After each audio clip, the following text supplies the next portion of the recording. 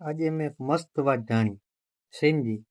મને ખબર પડી કે આ વસ્તુ છે એ સાચે સાચ જો આપણે સમજીને તો જીવનમાં આપણને ઘણી બધી પ્રગતિ મળે.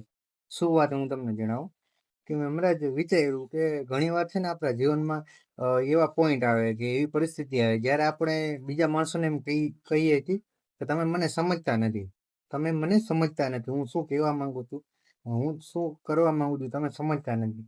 તો એ વાત ઉપર એક બીજી વાત છે કે શું તમે ખુદને સમજો છો? તમારા મનના અંદર શું વિચારો ચાલે છે?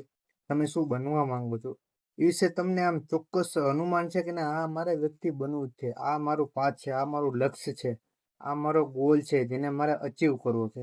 એ વિશે શું સમજો, પોતાને સમજો છો એટલી રીતે કે ના આ બરોબર છે.